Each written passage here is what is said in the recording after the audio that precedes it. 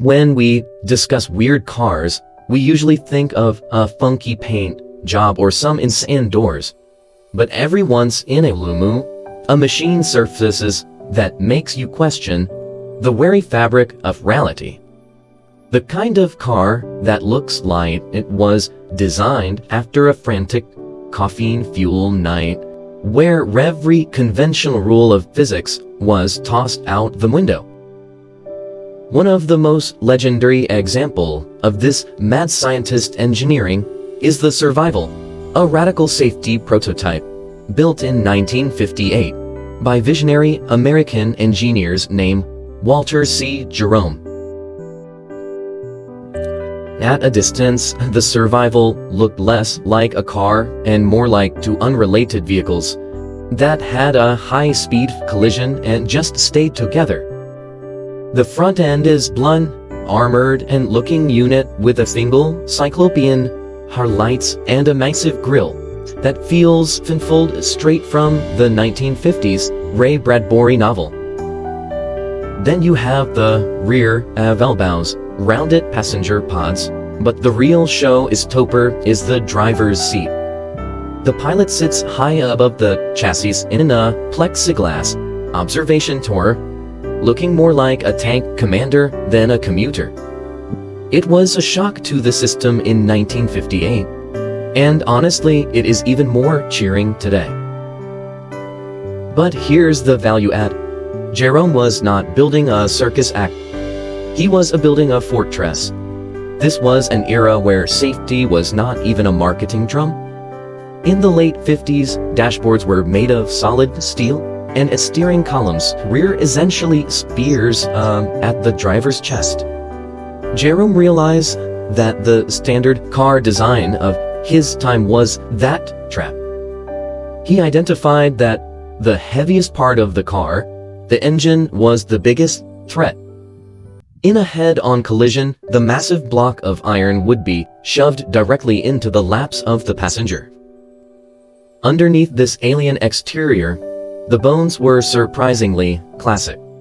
Jerome used a modified chassis from Hudson Commodore, a car prized for its step-down design and low center of gravity.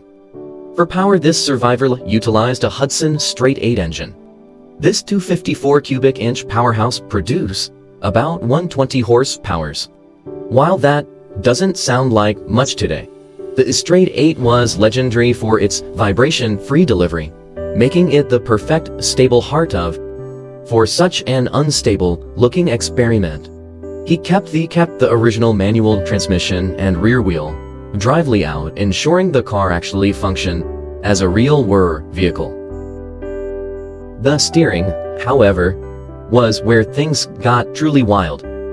Since the car was in 2 pieces, there were no traditional tie rods. Instead, when the driver turned the wheel, the entire front pod of the car would pile on a heavy-duty hangs. This meant the car literally broke its own back to take a corner. If you have ever seen a modern construction loader or a specialized forest harvester, you have seen this technology in action. Jerome was decades ahead of the curve, believing this articulated movement would not only save lives in a crash but also provide a tighter turning radius for city driving. Then, we have to talk about the threat. Jerome's philosophy was that the best way to survive a crash was to never have one. By placing the driver in an elevated glass dome, he provided 360-degree panoramic view of the surroundings. It gave the driver a massive tactical advantages, allowing them to see over the roof of the other cars to sport hazard long before they become a problem. While critics at the time joked it looked like Automotive or a toy spaceship, the logic was sound: visibility equals safety. Even the glass was revolutionary.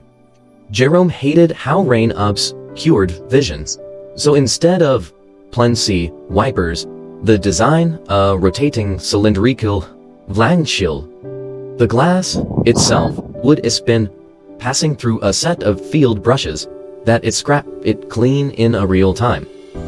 It was a mechanical masterpiece, though you can only imagine the nightmare of trying to find replacement part. A local mechanic if a rock chipped the custom curved glass. Under the skin, the Sir Vival remained somewhat grounded.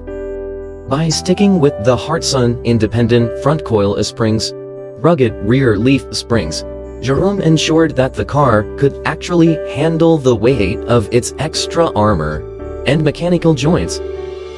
These were heavy-duty components that would take the beating, which were essential for a prototype that was significantly more than a standard of the time. Performance-wise, don't expect a drag racer. This was a 200-inch long beast, designed for the interstate, not the track. With the Hudson drive train, it could cruise at a respectable 90 miles per hour. That's quite a feat considering its autodynamic were well-known existent. It had massive 124-inch wheelbase, putting it in the same size category as Cadillac Fleetwood, but with the turning a circle of something much smaller things who the middle hang. What truly earns the Sir Vival its place in the card and half of frame is the list of features we now take for granted. This car had seat belts when they were considered a nuisance.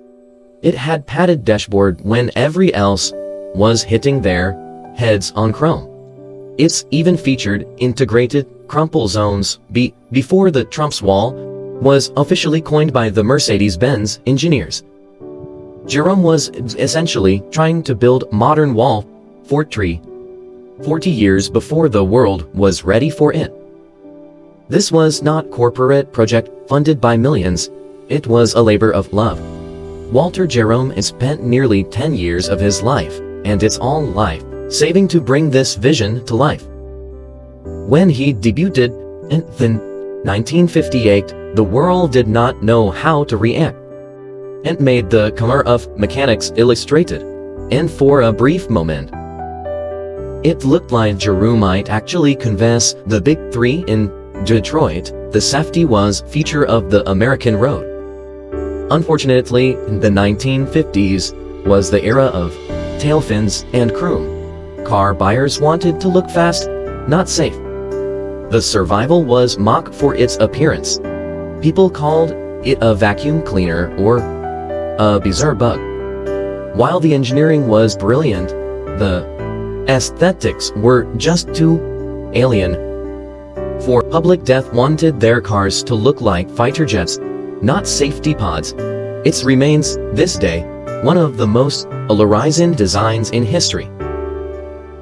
Ultimately, the Sir Vival never hit the assembly line. The cost of manufacturing an articulated car was simply too high, and the public was not ready to pay a premium for not dying. Jerome's dream faded into the background, but his influence didn't. Many of the safety patents and concept he pioneered eventually trickled down into the cars we drive today. A proof that an engineer with a dream can challenge an entire industry. Today we look at the Sir Vival as a beautiful, bizarre reminder of what happens when safety is the only priority. It monument to out-of-the-box thinking. It tells us that progress is not a straight line. It is a series of weird, wonderful experiments that eventually lead us to a better place. Walter Jerome might not have sold 1 million cars, but he planned to see it for the SAP modern vehicles we rely on every single day. And honestly, if you ever saw a Sir Vival driving down the street today, you would probably do exactly what people did back in 1958. Aspire for and London. Smile. If you enjoy discovering unusual and forgotten vehicles like this one, don't forget to subscribe to the channel and turn on the notification here at Carland. There are many more incredible automotive stories ahead. And some of them are even stranger than this one.